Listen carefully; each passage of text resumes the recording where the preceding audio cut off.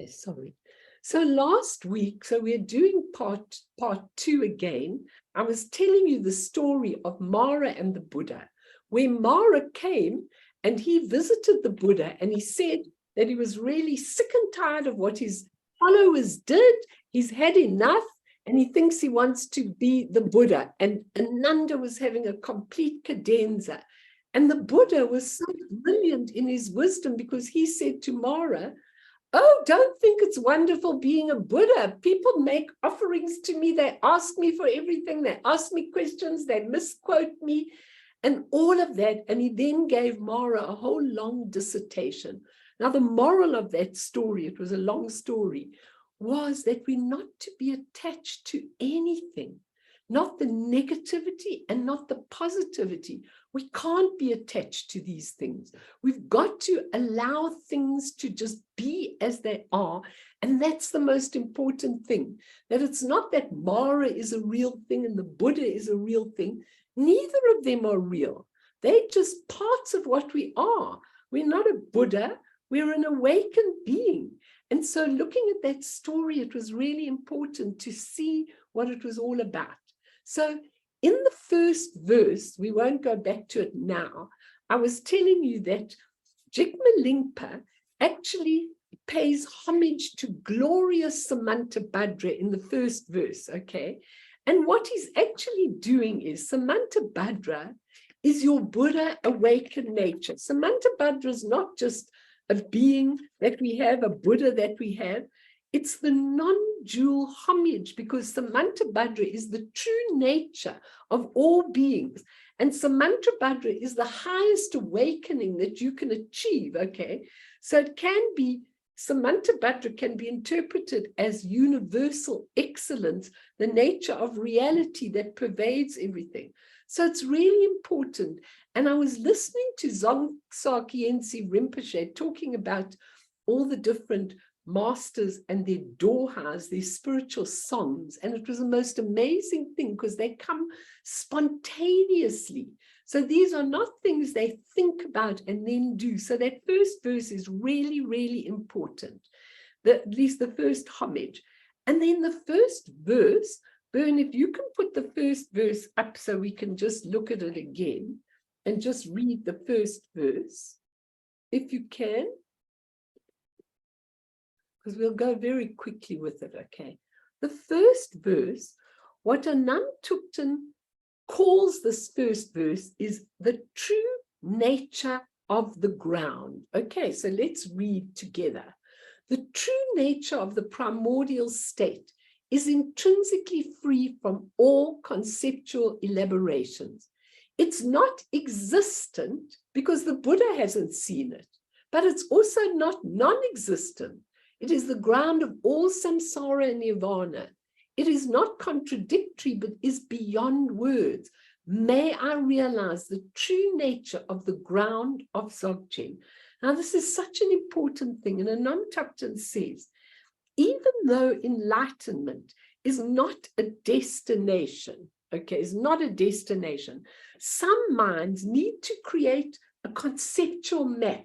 You know, a lot of us feel safer when the Lama says, do this, do this, do this. This is how you go on your journey.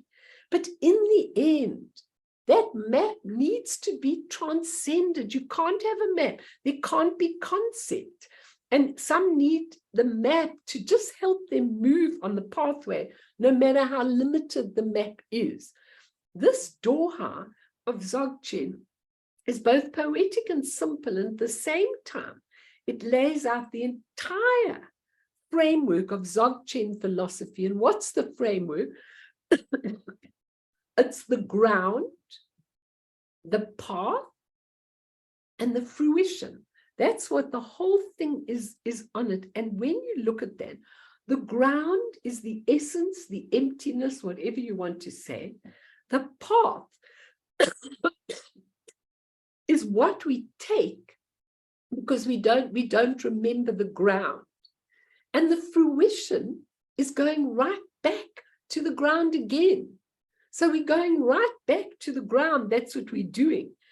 In this verse, the notion of ground, which is called Z in Tibetan, ZHI, is referring to the inevitable state of reality from which everything arises. The ground is the base from which absolutely everything arises. Excuse me, everybody. Your consciousness, your delusion, and your freedom all arise from that. It's going to take a second. I'm so sorry. It'll be very irritating for you. The primordial ground is the state of consciousness prior to ego. Now think about that. I taught it last time. Before we separated ourselves from the ground, from the Garden of Eden in the story, we were in the Garden of Eden and we separated ourselves because we thought there was an ego, an I. There was never an ego, like the Dharma Dhatu, in which everything arises and in which everything dissolves. It's just the ground. There's no ego. When we begin to understand this, changes everything. Because you ask yourself, what am I fighting for? All these human rights that I want, all these things, and I don't even have an identity that is worthwhile. I mean, my identity is going to be at an absolute end in the end, and then it's all going to dissolve. So we could regard the ground as the primordially residing RIGPA that is in each one of us, the very nature of all things, beyond words and concepts. If we misunderstand Z, the ground, then our whole understanding of Dzogchen is messed up. If you don't understand that that's the essence, you will never know. Now that verse points out what Z is not, what the ground is not. It's not existent, it's not non-existent, it's not contradictory, it's beyond words. Now why does the Buddha in his wisdom put all these things, not this, not this, not this? Because if you were a monk and you were being taught in a monastery and you were debating the truth of who you are, you would find that what they do in the debating is they go, it's not this, it's not this, it's not this. Then you ask, but is it this? No, it's not this, not this, not this. Now, I was shocked when Dzongsa Khyentse Rinpoche said, when the Buddha taught his great wisdom, he said, when you've got obscurations, they come from a lack of generosity, from your negative emotions, from all those things. But then he went on to say, and obscurations come from generosity, and obscurations come from being kind, and obscurations come. What was he teaching? He was saying, absolutely, don't attach. Don't attach to what it isn't, and don't attach to what it is. Go beyond all of these and you will be in the ground. That's what Z is about. And he goes on to say, and there are 8 conceptual elaborations, just to confuse you a little further.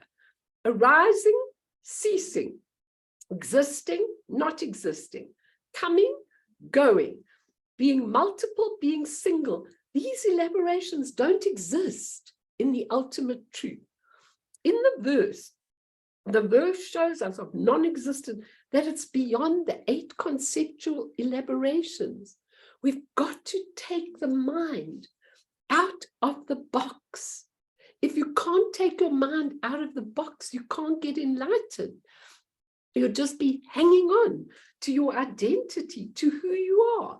You won't be able to get to understand what Z is about. I'll give you a chance. I'm just going to quickly finish what we were doing. It was, if it was existent, then the ultimate logic says the Buddhas haven't seen it.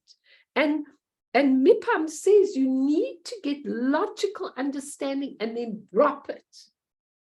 That's so confusing for us. When we've been to university, they're always telling you about, you're going to go through this now, Rigari, with your stuff. You know, everything's intellectual. You've got to debate things and you've got to understand them. But he says, all of these, you go beyond this, because the Z is not something that happened in the past before we became deluded. The Z's always been there, past, present, and future. It transcends time.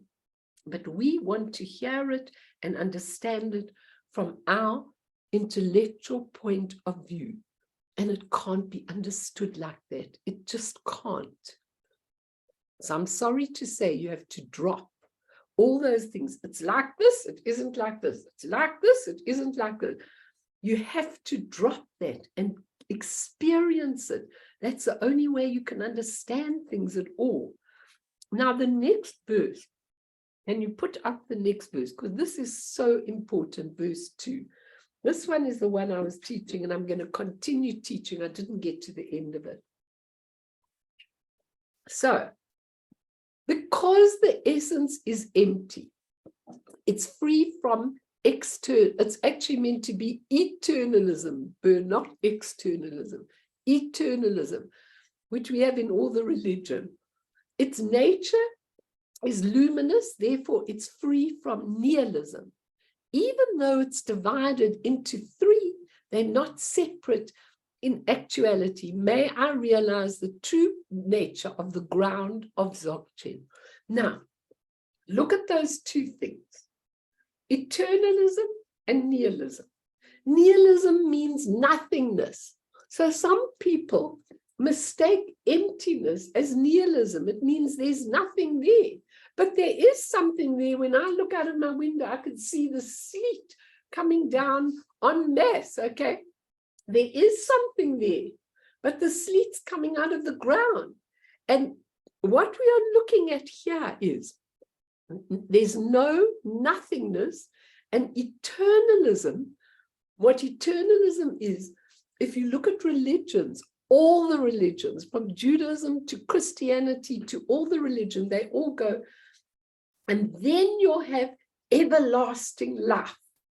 Okay, you know, they go like that all the time. We will be in the bosom of God, in the bosom of Jesus, in the bosom of Muhammad, and you'll have eternal life in this beautiful place. Now, you know what? That is only a dualistic perspective. Okay, because what is eternalism? When you attain enlightenment, the essence is always expressing itself, even when you are enlightened. So it does absolutely many, many, many things. It keeps doing many things. It's not you go to the bosom of the Pure Land and you remain there forever, ever and a day. I mean, that wouldn't have, eternalism is what most of the religions have, okay? So he says here, in this verse, Jigme Lingpa refers to Dzogchen seeing the other ultimate truth and not being tainted subtly or indirectly by the two isms, eternalism and nihilism.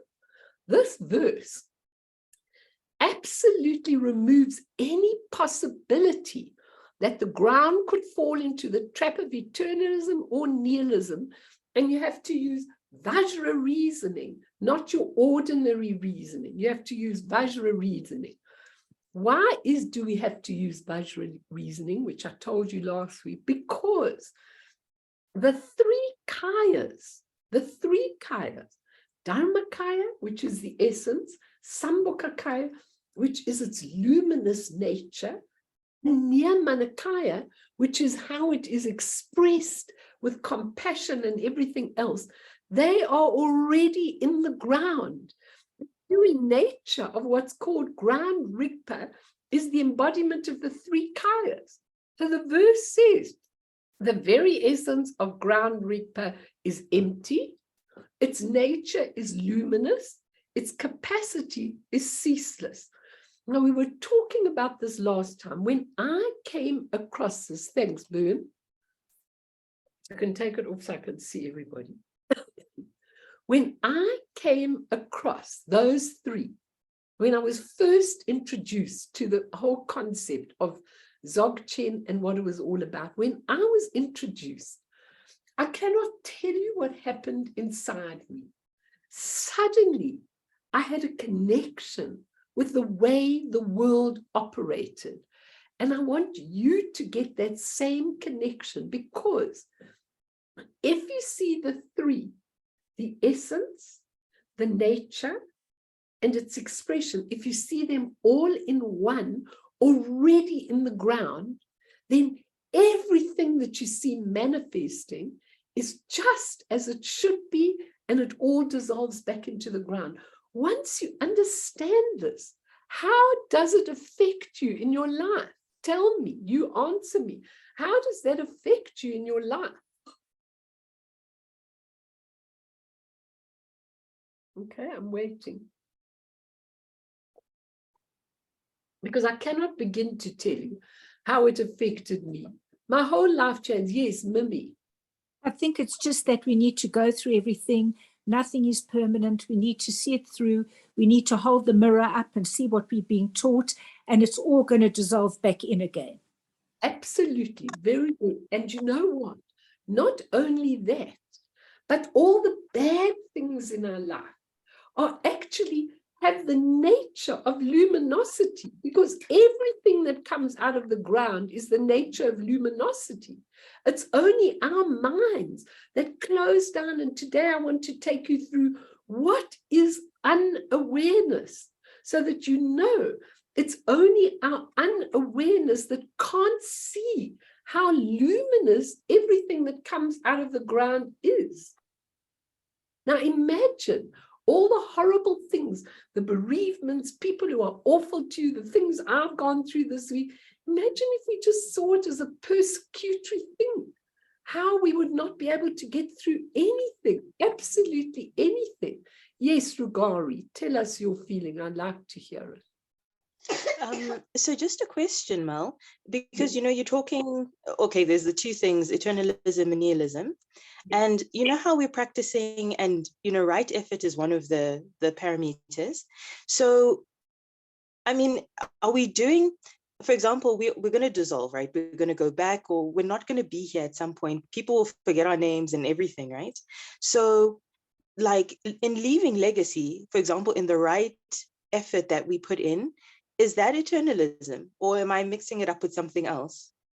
You see, it's very interesting, because what we'll come to what happens with our legacies. We'll come to that later. I don't want to go there now. But, you know, I told the story last week of all these beautiful beings who were prior to ego, who were kind, who were gentle, who were amazing, who helped people, and they didn't know that they were like that. It was so natural, and it says at the end of Chang Tzu's story, they didn't make history. And I read that story to you last time. They didn't make history because it was par for the course that everyone was kind in an enlightened age. It wasn't, oh, you're so kind, you from the gift of the givers, and you give so many people food. You just did it if you had the opportunity to do it. But now it's history. So what about our legacy? You know, we shouldn't worry about our legacy. We should actually just understand this. Once we understand the Dharmakaya, the Sambhogakaya, and the Nyamanakaya, the ground, the nature, which is luminous and aware, and the expression of it, once we understand those, automatically we'll make a legacy. But we won't even know we're making a legacy. We'll leave it over to the people who actually think that that legacy should be made. So you have to really be careful, because most of the things that we do are with the ego. And once it's the ego, it's not the truth. And that's what I realized when I look back on my life. I thought of how many times I wanted so badly to make a difference with people. I wanted to really give something special of myself. And it's so funny because I'm looking at all my talks and everything from 50 years ago. I used to give at the Union of Jewish Women and Hospice and Compassionate Friends, and Bern will remember some of them. So I've got these boxes that you once made for me, and I took all these lectures out, and guess where they are? They're in the bin. Okay, I didn't even keep them. All these talks about what is death and dying and what is this and what is ego, and I gave hundreds of lectures, and I put them all into a box, and last night I turfed all of them into the bin. And my husband said, "Are you turfing all your talks?" I said, "I'm never going to use this. I've progressed from this. This was when I was doing it with ego. This was when I was doing it from a what can I say, an earthly relative point of view. Therefore, it's of no relevance to me anymore." It was interesting looking at what I said in those days. I wouldn't say that anymore. So think about that. It's very, very interesting when you think about it. So what happened was the three kayas are within our state of awareness, but they're just different states of awareness.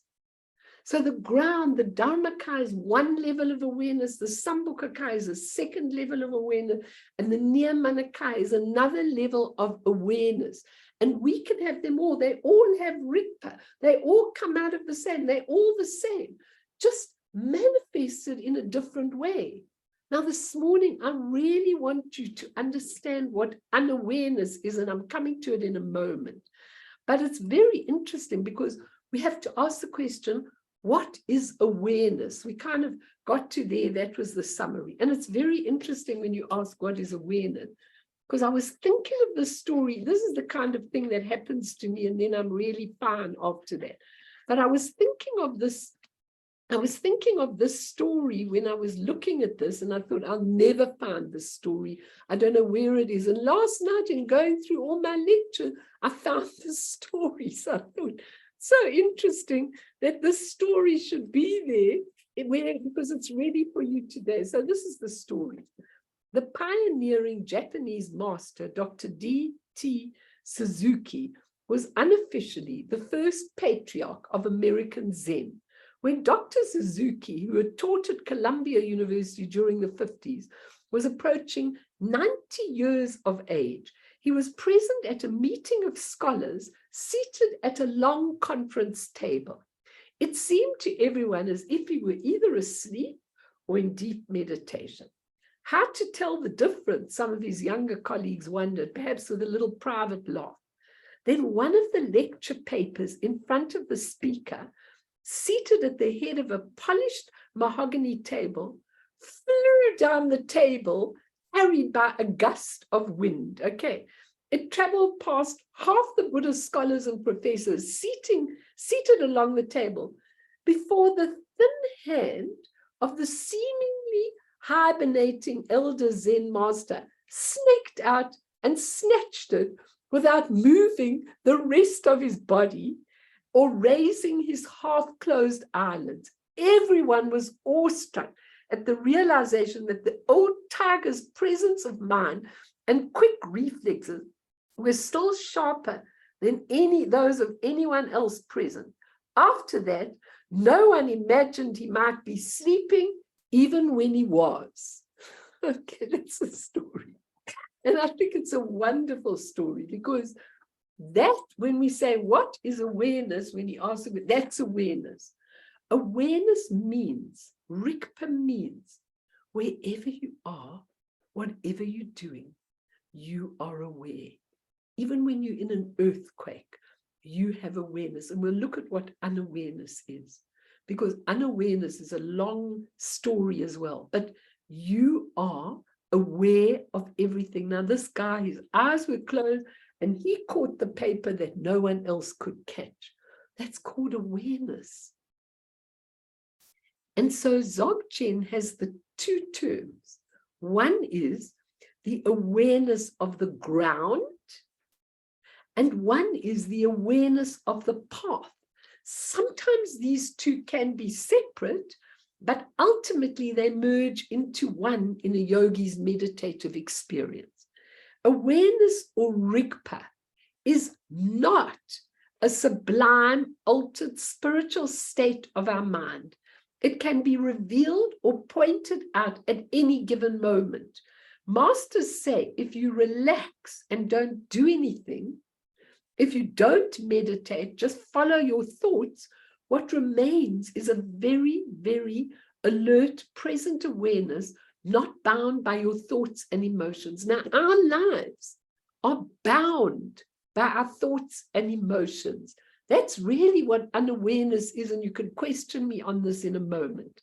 Okay, it's not bound by your thoughts, and this is RIGPA, and he says, so shockingly simple. You can get there in meditation with the right instruction, but later, formal sitting is not required. An individual could drop into this awareness anywhere in the circumstances of their day, okay? And Dzongsa Khyentse says, don't talk of higher consciousness, because if you talk of higher consciousness, it means it's separate. This is what you bring into your own self, into your own life, which is really, really important. And I took something from Lama Yeshe's little teaching. If I can find it quick, I'll get it. But I looked at what he said to me. I had that thing of his on my in my book here. So I'm just looking at what he said when he let me see if it's here. No, that's not here. Just one moment, please. Sorry, I've got so many notes here and stuff. I really want to. Okay, here it is. So what he said is, in meditation, it's training the mind to become disciplined like a naughty child. Give the child space and it settles. Meditation is so simple, he said, but we have to create techniques for Westerners. Otherwise, they feel like they're doing nothing. And nothing is what it's about. It's simply being right there. I thought that was a really good point, because we want to do something.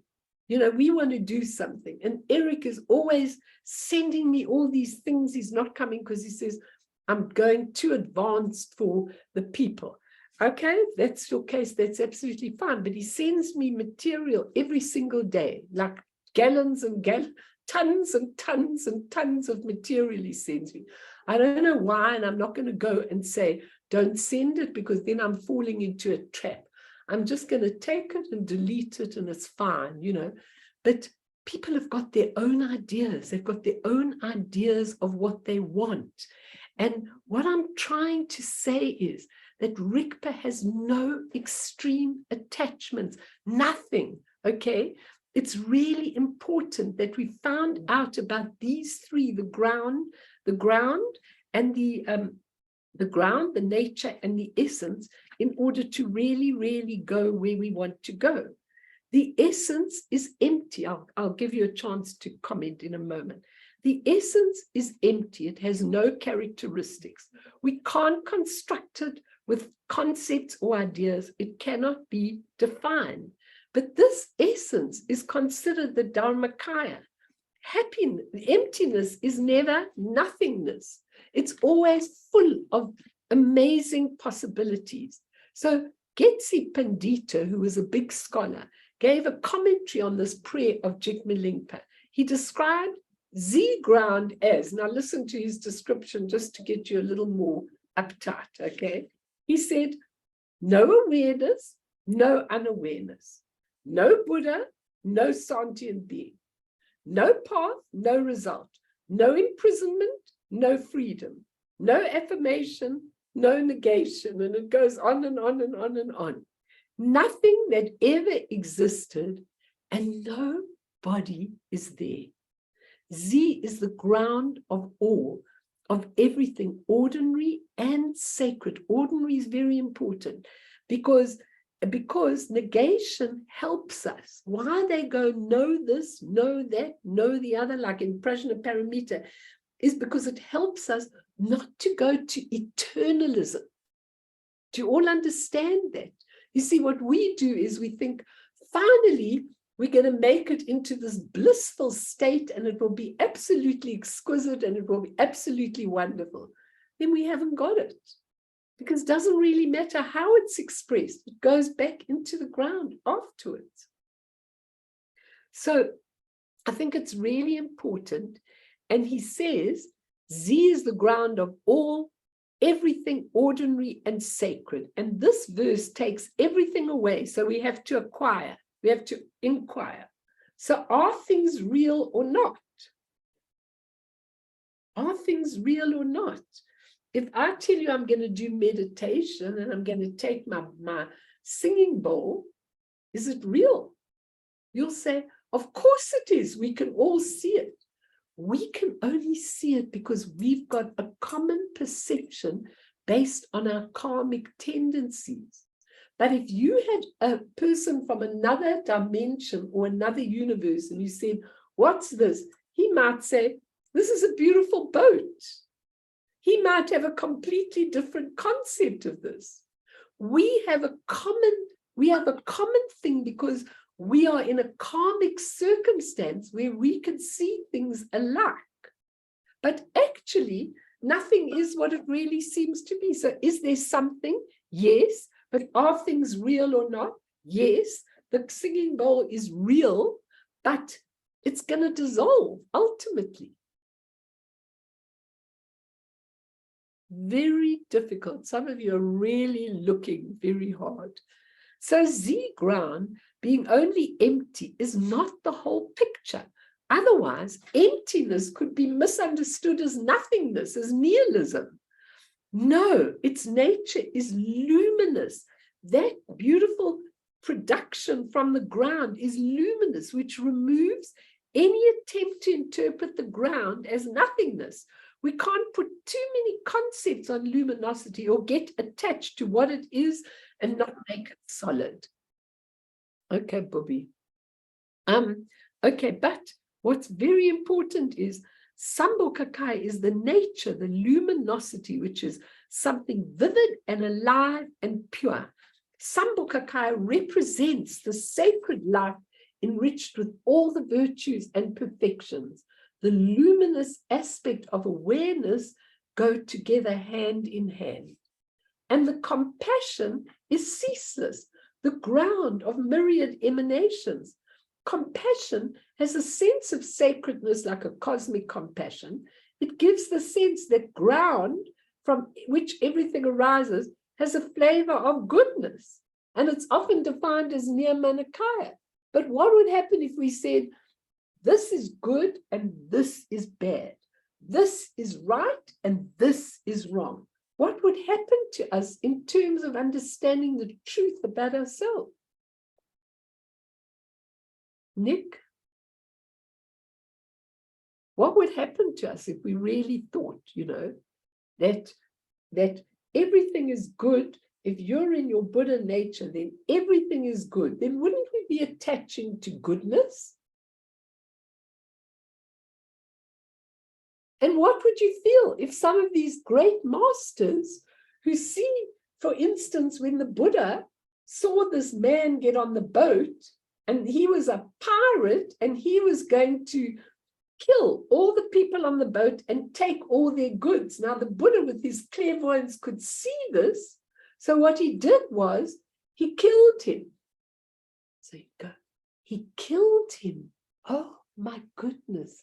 The Buddha killed somebody. Yeah, he was saving the karma of all the people on the boat and of this man landing up in the hell realms for eons of time. So it's not always a good objective action.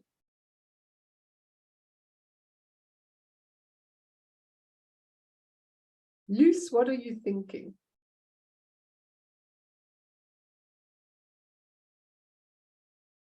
Just just unmute yourself. Mel, it's a lot to absorb. So I feel I've got.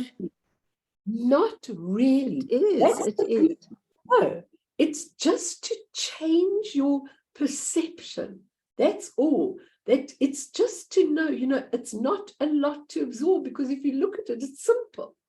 The But Mel, ground, I want to ask you, sorry, how would I know if I'm changing? I might think it, but I'm not really. So that's the dilemma. How do I really know you change. in what way I'm changing? Yeah. You see, I think that when you start changing and you're not unaware anymore, then people start being attracted to you. They start listening to what you say. They start changing their whole attitude to you. And you don't have to be aware that you are doing the most wonderful things. You just have to be aware that you are open and allowing the expression of the ground to come out into its pure luminosity, which then automatically becomes unlimited compassion. So it's not important, because it's like, as I said, when those men in the golden age were helping people, they didn't know that helping people was a very special thing to do. We know now, but the thing is, you are really helping people and it's effortless and you can get there, then you're going on to that. Like I had to look this week at all these negative things that were happening to me and how I was, whether I was moody, whether I was angry, whether I was, what I was doing was so important. Do you know what I mean?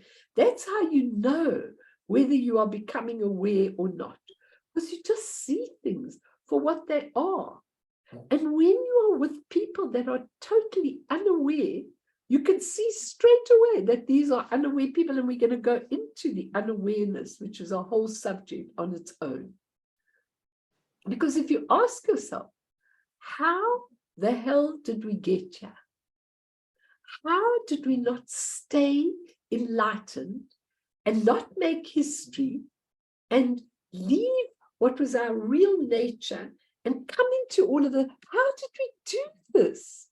I can't understand how we did that, but we've done it. And now we are absolutely not there.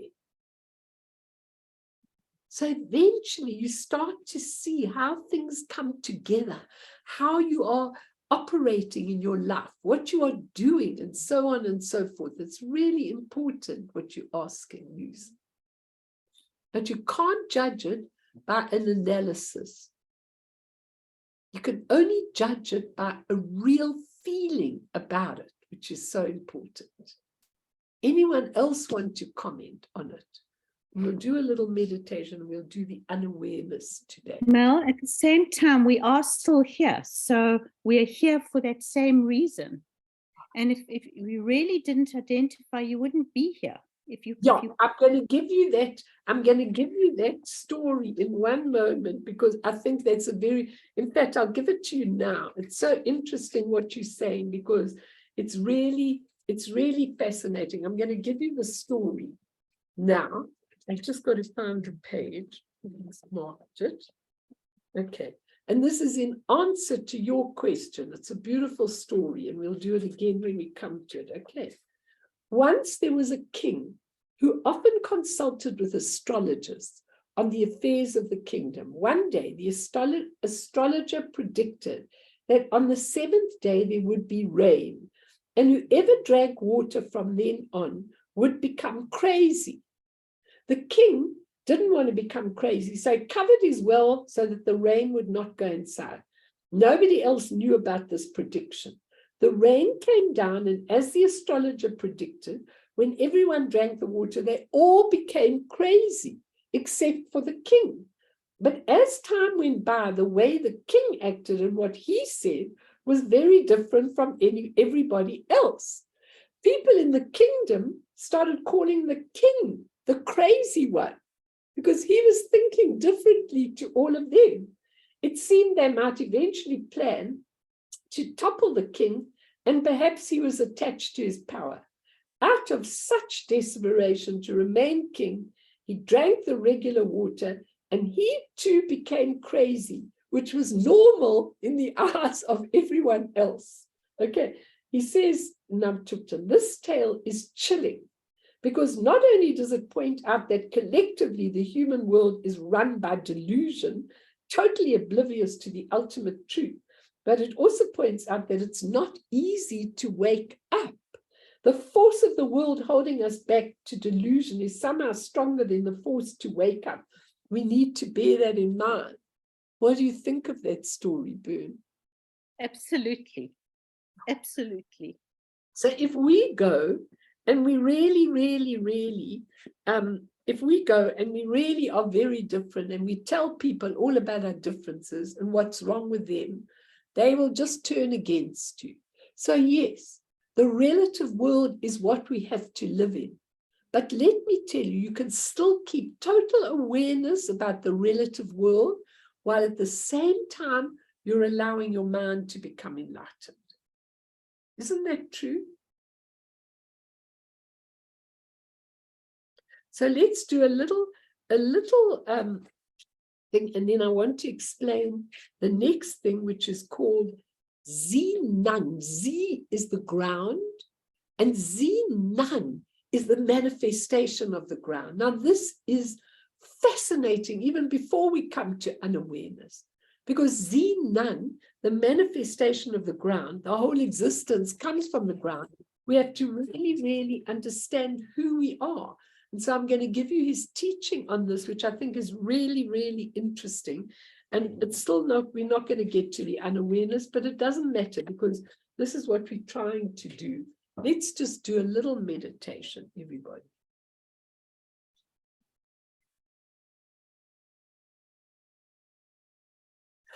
So right now, I want you to actually breathe in and breathe out and come to this particular moment.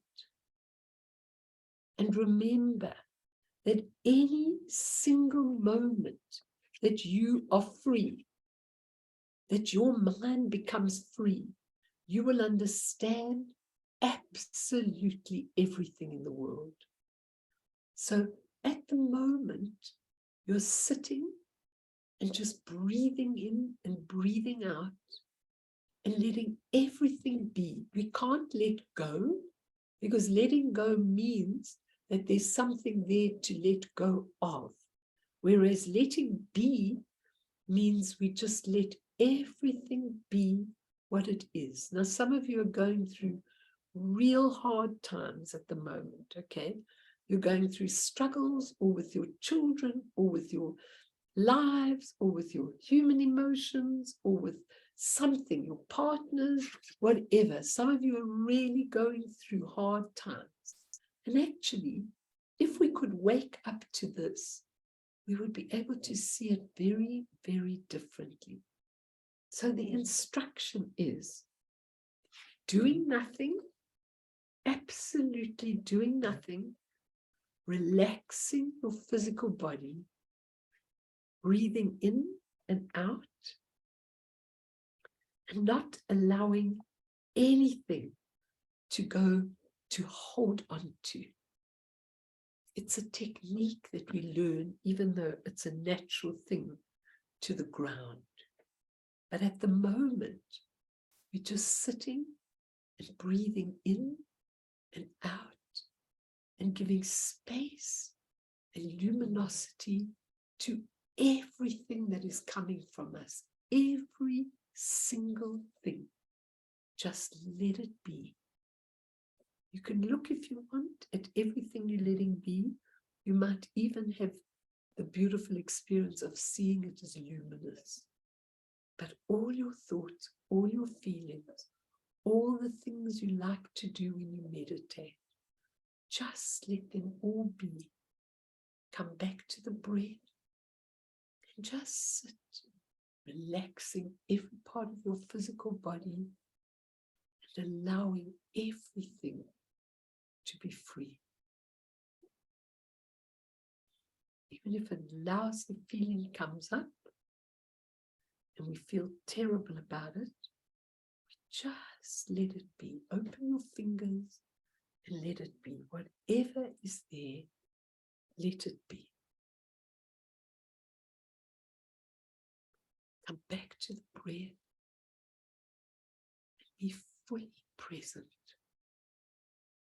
Remembering that if you are fully present in this moment, you will just know, you'll be aware, you will have RIGPA, you will just allow everything to be.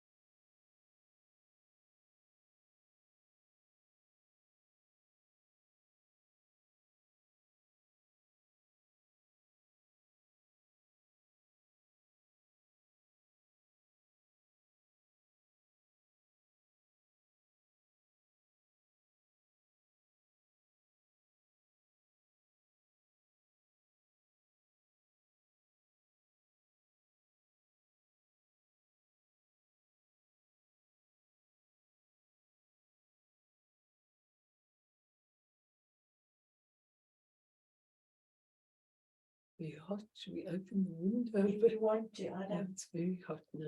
want It's me to warmed open up it. a little bit. Yeah, that would be nice. Okay, now we're going to explain Zinan, the expression, because I want you, if you can understand this, I think it'll really be very helpful. Even the door a little bit, switch that off a little bit. Yeah, just open it a bit so they can go out if they want to. That's fine. Thanks, Ed. Okay, I want you to understand how things manifest from the ground. There is something called the youthful vase body. Have you ever heard of that? The youthful vase body. Have you, Bern? Never read about it. Okay, I'm sure Karen has read about it. The youthful vase body. Okay, that is the full expression of our own experience of reality. It's really, really important, okay? How the whole of existence manifests from Z, the ground, and Dzogchen uses the metaphor of a youthful vase body. That's what you want to attain when you become enlightened. You want to attain the youthful vase body. It's called in Tibetan Zernu Bumku. Okay, body refers to the formless dimension of ground RIGPA, where it resides, okay? It resides as the inner luminosity, the subtle primordial wisdom. And subtle wisdom is often described as dormant, not manifesting outwardly. Now, this is so important for all of you to understand. The vase body, which is the ultimate level you want to attain, the vase body, okay? The vase body, youthful means deathless. It never dies. It's beyond all those conditions.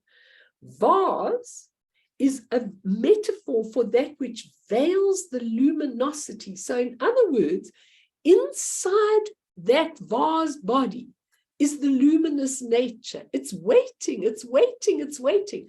But it's captured inside the vase. And in a way, yours is also captured inside a vase.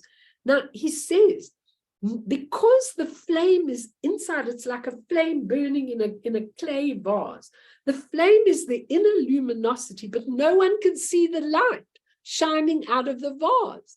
And then at one given moment in the metaphor, the vase breaks, okay? It cracks. And what happens is, as it cracks, at that moment, the light shines, but it's more than light. Just think about it in there. It's more than light, because it's the very makeup of existence we perceive, which shines in that moment. So inside this vase, is the form of 5 colored lights. You've all done this somewhere along the line. So the 5 colored lights are inside the vase body. And when they're the radiance of this beautiful inner luminosity, okay, these 5 colored lights, when the vase cracks, the lights go out from the youthful vase body and they become the entire manifestation of existence. Isn't that amazing? And you know this because a lot of you have studied the 5 wisdoms with me. They're inside you. When the vase cracks, they come out and they manifest as all these beautiful luminous things that they are. Betty, what do you think of that? What do you think?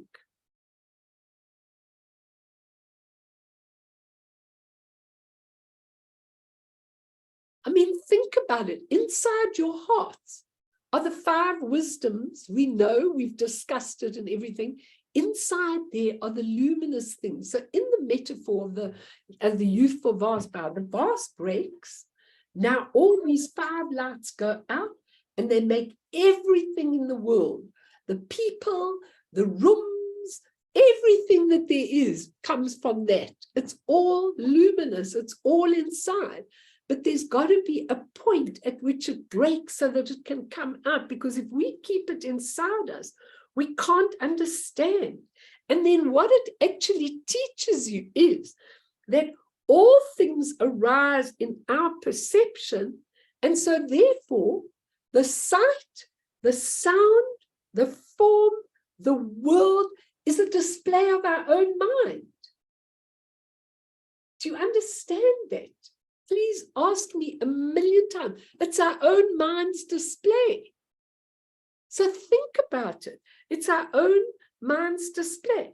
But as soon as I see you separate from me, or I see this thing separate from me, or I see my thoughts separate from me, then I'm going into unawareness. Betty gets it. It's difficult, but ask me a million questions, because once you can understand this, then all the negative things in your life, you understand, come from your own creation. They're just a display of your own mind. Bet, I'm pleased to get it. I don't know if anyone else does. There's no duality. What we see outside us, whatever we see, a war, people, dictators, beautiful people, all of that, it's all a display of our minds. So if we're walking along the street and suddenly an angry man comes and really lets us have it, and we go, God, that man is so rude. I don't know how he came. I don't know what he's doing, but it's your own creation. And so when you see this in a beautiful way, you see it as the masters, these Sambhogakaya masters, what they do to teach us is they do a whole array of people that they have manifested from their mind. And they teach those beings, but those beings are actually part of them. And those beings ask questions, and you think, well, why do they ask questions when they're part of him? Because for us, it's left behind so that we will understand everything. But it's his own display. That's how I learned about all of this, because I used to read Jigme Rinpoche's work, and everything was a display of his mind when he was going through terrible times. Like I remember once, he was terribly afraid. He was out in the open and there were wild animals and there were all kinds of things and everything. And he called to Guru Rinpoche and he said, oh my goodness, I've got all these terrible things. I feel awful. I don't know what to do with all these terrible things. And Guru Rinpoche came in quite a negative form. And he said to him, they're just the manifestation of your own mind. Why are you afraid of them when actually they can't do anything? They came from your mind. Now this symbol of the youthful vase body, inside you is all your wisdom. And once you become aware, everything around you becomes a display and a manifestation of the beautiful, luminous 5 lights that are inside you. I know this is difficult. The only one who's grinning is Betty. You can ask me 1,000,000 questions. I have no problem with it. But if you get nothing from today, just understand there's no separation between what you see in the world and your own mind. And what does that tell you, Betty? What does it tell you? Even the negative comes from your own mind, and the positive. Your bets, what were you thinking? Because you're smiling. I actually am so aware, but I think it comes from being relaxed. The more you relax you are, the more you start understanding that it's, and being the present. So if you are in the present and you don't analyze and you don't believe in your thoughts, because the thoughts are there one, but if you think that you are one with everybody and, you're divine and everybody else is divine, and you're just giving this light and, this luminosity you're talking about comes from within, the other people start feeling it also. It's kind of a contagious as well. Exactly, and that's answer to your question, Lucy. It's like really important what she's saying. Yeah, absolutely. And you see, if all of you would understand what this Zinang is. Zinang is the expression of the ground. Now, if you think that the expression of the ground is separate to you, then you're in unawareness. So at that moment, when the Zinang manifests, if you can see it as it is, you're awakened. It has no power over you whatsoever. And let me just tell it to you in another way. He explained it. He said, another way of explaining Zinang is like this. In that primordial ground, our pure awareness or our original consciousness is suddenly awakened by the life force. It's called Lung. The life force suddenly awakens us. Like I look back at how did I get awakened? I was sitting in this negative, without understanding anything. And then my mother-in-law suddenly died at a young age with no warning. Okay. And that was like the life force that woke me up. Okay. You look back at all the things that you had. What woke you up? What happened when you woke up? And he says, the moment it wakes up as this extraordinary phenomena. It's all we can say. He says original consciousness wakes up and then it begins to experience its own display. Okay, its own display, which is sometimes called the display of primordial ground or Zinang. Okay, and then the 5 colors emerge. The whole world of phenomena, this unbelievable, immeasurable, myriad display of primordial ground comes into our experience. And yet, the entire existence remains none other than the display of the ground itself. They're not separate from each other. And he says, but when the life force wakes up, at that moment, and you would have had it somewhere, somehow, experiences you had, something that made you go onto the journey, okay?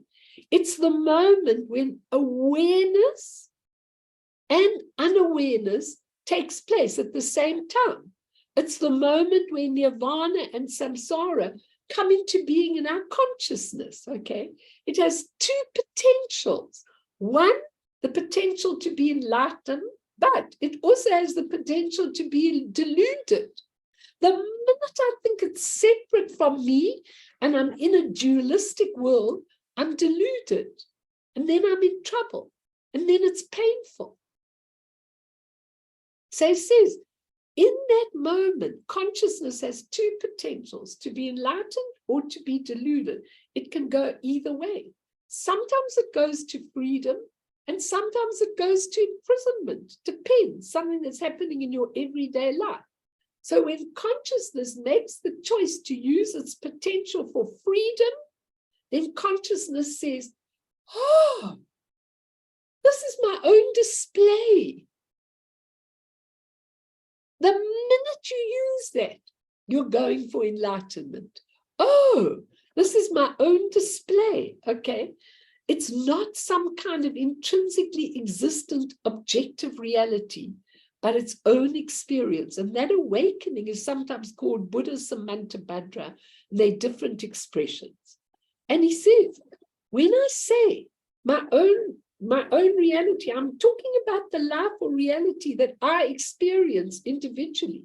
He says, when we lie down on the ground at night and look at the Milky Way above us, we can feel we are seeing the universe. Unless you are an astronaut, this is one of the easiest ways to expand and not be lost in the nitty-gritty of daily life. We all have earthly mundane duties and problems centered around our life. In the moment of looking at the stars, we glimpse something greater than our own individual reality. But even if you are experiencing your own reality because you are the one who is witnessing it, it's still your own reality. It's not the universal nature, okay? When you feel you are stuck in the kitchen washing dishes, that is like a small version of your own reality. And you are the one that is experiencing washing your dishes. When you look up to the sky and feel something vast, your mind may think it's the cosmos or the universe, but it's just a bigger vision of your own reality. It's not the real thing. It's just a bigger vision. Everything you experience is your own reality. And once the insight that recognizes Zi-Nang as none other than the display of one's own awareness, then you are free. If you see it as something different, then you are in avidya, away from the enlightened state. And he says it would be nice if unawareness didn't happen at the moment. Zi-Nang arises, and we wish that, but unawareness happens as a whole part of the whole grand picture. Without it, there wouldn't be samsara, there wouldn't be unenlightened beings, and there wouldn't even be a path. He says, so how can you have a path if there's no suffering to transcend? So if there was no delusion in the first place, we wouldn't be here listening to my talk and listening to Jigme Lingpa's thing, would you? So we're here because we want to be awakened, and delusion basically means lost in our own mind, our own emotions, our own feelings, our thoughts. It's unbelievable. It's just when you can't recognize that whatever you see is a display of your true nature, then you're unaware. And the same in death, ladies and gents, the same in death. When you die, please don't miss what you see as your own display. Because if you miss what you see as your own display, you're back into the border of becoming samsara, where you are back again with all the karma and everything else that comes with it. So this is a point of waking up. Okay, I'm leaving, not saying another word today. But just talk to me. Say what you feel. And I don't mind if you say, Melanie, I don't understand a word that you're saying. I will teach it again next time. Because this is it. If you get this, you will liberate yourselves for absolute sure. And Guru Rinpoche says, if you recognize and you understand, you will be liberated. You will get realized. So if you don't understand what I'm saying, ask me 1,000,000 times. I'll explain it over and over and over again. It's difficult. If I wouldn't have really understood it myself, I couldn't have explained it. And even when I was going through a really lousy time last week, I thought, well, it's just the expression of my own nature. Let me see it like that, let it dissolve and let it go back to where it needs to go, back into Z. Yeah, talk to me, I'm waiting, then we'll end. Argue with me. Tell me if you don't understand. Don't think, oh, I'm so stupid, I don't understand. Because it's just a question of understanding the myriad displays in our life as part of your own awakened mind. And that is so difficult for us to understand because we are so steeped in samsara. Look what happened to the king. I mean, he became really this person who couldn't, everybody thought he was crazy. If I go out for dinner and I make some of my comments, people just turn and look at each other. Okay, so I'm careful not to make those kind of comments when people are saying things. But I just listen to what people are saying. But yes, please, Ben. I was going to say, but you see that people are suffering. Yes. And it's sad if you don't want to say anything. Sometimes I'm quiet, I don't say anything, but sometimes I see on their faces how much they're suffering, and I don't want them to suffer. So I will say something, like, if I were you, I would, be in the present moment, and I wouldn't worry about doing this or that, and just let it be and see what's going to happen instead of, bringing so much stress and problems in your life. Like sometimes I don't talk, but sometimes I feel, I feel the pain that they're having, and I have to say something. Yeah. And I often say something, but a lot of people don't really get it. And Yes. so often my role has been to point out to people what they're doing being trapped in samsara. And that is such a difficult thing because everybody believes this is how it is. And I think I like what you said, you said to them, if I were you. Yes. If I were you, but I'm not you. But if Yes. I were you, you are you, but they don't know it, okay? But if I were you, I might look at it, and I often say to people, just let's look at this from a different perspective. But I want you to understand that when the Nong Thupten says, you lie and you look at the cosmos, you look at the sky, you look at the stars, it is much wider than when you look at your own reality of your own individual reality, like washing dishes. But it's still your own reality. Okay, it's really important to understand that it's still your own reality.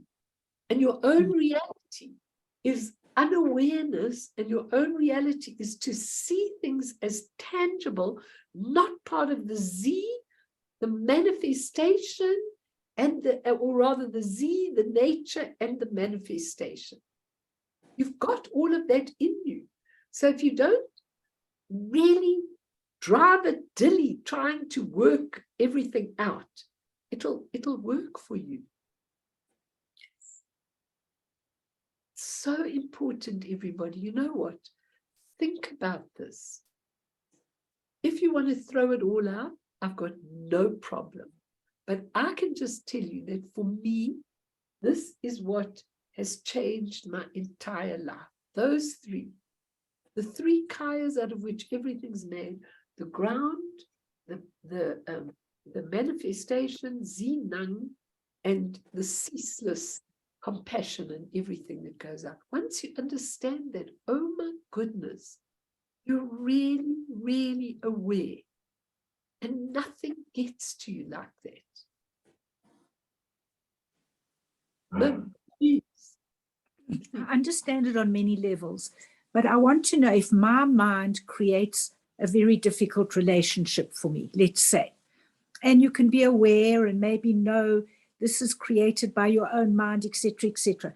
But is your mind creating this so that you can go through it, understand it's just a misuse of the energy or whatever, misqualifying energy, and you need to go through it, understand it will dissolve. My question is, why is my mind creating all these things? Are they lessons I need to learn on a relative level, of course, but we live in a relative life. And I think that if you look at karma, I mean, karma is the one thing, and tomorrow night I'm going to do relationships. But if you look at karma, I mean, karma is our own, very own creation. Okay. So it's really hard when you've got a really difficult person you are relating to, and you have to say to yourself, I created this with my mind. It's very difficult to do that. I think that it's easier to just say, you know, I'm able to see a different perspective of this relationship. Okay. Doesn't mean you just take all the crap from that relationship and let it absolutely bamboozle you into everything. It just means you have a different transcendent view to the relationship. And you say to yourself, you know, it doesn't need, because some people say, oh, well, I must have created this terrible person that I'm having a relationship with. That's not useful to you. But if you look in the mirror of the relationships and you see someone who's angry, and that person is always in your life for quite a long time, you have to ask yourself, did I create anger for a long time so that I manifested this person in front of me? And once you can accept that, you start having a transcendent view to the relationship. That's what I'm going to talk about, dependent or transcendent. You have a different view to the relationship. Doesn't mean you enjoy it. Okay, it's really, really difficult.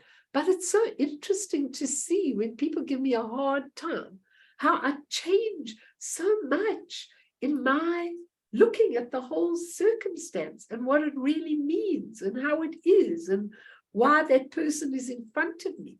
Sometimes if I really have a difficult person in my groups that I'm teaching, I say to myself, you, my girl, must have done this to a lot of people. Therefore, find a way to handle this, okay? Because the relationship you've created is from your manifestation. And if you are able to look at it and overcome it very quickly, it'll be through and gone. Or the person will change enough to make it different. And I think we all just fall into the same trap over and over and over again. We're so angry, we're so disappointed. Karma is only relative. It's not ultimate. But the relative karma, we just have to go through in order to be able to complete all the stuff in this lifetime. And we have to just take it, as they say, like a man, take it, and just go through it and, you know, allow yourself to be able to, because the karma is on a relative level and we've got a whole life on a relative level. But once you transcend that and you see awareness, RIGPA versus non-awareness, avidya or RIGPA, I can't remember. Do you know what it's called, Karen? RIGPA, which is negative. It's got a negative name anyway. When you go unawareness, and sometimes RIGPA, actually. RIGPA, sorry, I couldn't think of it. RIGPA, thank you, is very important because RIGPA is away from the intention into delusion. Okay, and it's really important. It's up to you. So ponder this. Don't give up. Ponder this. We'll go through things. You'll have lots of chance to ask questions, and we will get there. If you can understand this, you can free yourself in your life. If you can't understand this, then try again and try again and try again. until you do understand it. So Mel, important. Yes, please. we're human beings, so therefore we have thoughts. Yep, So you do. that's something we can't stop, but we No. can be aware of our thoughts, just like, let's say, mind. You told us, I think you did, look for your mind, where is it? You know, and it's the same thing. We can do it on a thought and then stop that thought. But even experiencing RIGPA, we still have a thought. Yep, we do. And the thing is that if we can take that thought and we keep going back to do it again and again until it's coming naturally. Such amazing teaching. You know, I'm sure you also felt, Corin, when you got those three: ground, the essence, the nature, and the manifestation. For me, that was my day of celebrating my life. Yes, yes. Because then I understood, oh, that's the story of life. That's what it's about. It's really so simple. Very The simple. mere fact that we have, if we think dualistically, is unaware. So everything is unawareness. And yet we need that unawareness for the awareness. Yeah. And it's like you held up your singing bowl and we all saw it. I'm not saying that what we labeled it, but just think we see it because that's our culture or our karma. So we see it. But just think of all the things that we are not seeing because which are there right there because of our culture and our karma, which And other people are seeing. Exactly. And you know what's so interesting is that tomorrow night I'm going to talk about human relationship. He gives such a funny example. I'm going to give it. He says, what if you were married to someone who was a spider in previous lifetime? And he's got a fascination with webs, you know, and I laughed. I thought, if someone was a spider in a previous lifetime, they probably wind you up with webs. So once you understand that, I mean, how do you get to understand people when they may even be reborn in a different samsaric realm to you? It's a very interesting thing. You've got to go higher up and look at all of this, and then you start to understand. It's fascinating. Anyway, let me end this, and then anybody who needs me, you're very welcome to ask me, but let's dedicate to all the people who are suffering from confusion and not able to see things as they really need to see things. It's really important for all of those, and in the wars and in the pains and everything else. Through this merit, may we achieve all-seeing Buddhahood, and thereafter, once all harmful enemies have been defeated, may all beings be liberated from the ocean of existence, stirred by the waves of birth, old age, sickness, and death. Sonam die tamche sipani, topne nepe tranam pamshene, jegana chi balak trupaye, sipe sole doa dro warshu.